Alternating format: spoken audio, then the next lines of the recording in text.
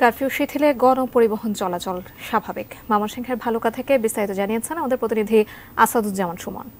কোটা আন্দোলনের পর কিন্তু বেশ সহিংসতা হয়েছে ময়মনসিংহে। সেই সহিংসতার পর কিন্তু মানুষের যে স্বাভাবিক জীবন সেটি থেকে কিন্তু ব্যাঘাত ঘটেছে। তারপর থেকে কিন্তু এই বিভিন্ন সময় প্রশাসনের কারফিউ শিথিল।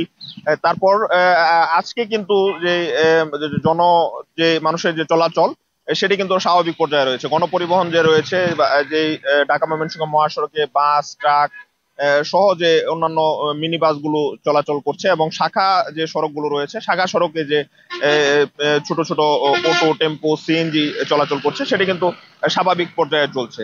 এই আজকে কিন্তু ভোর 6টা থেকে রাত 10টা পর্যন্ত কারফিউ শিথিল করেছে স্থানীয় প্রশাসন।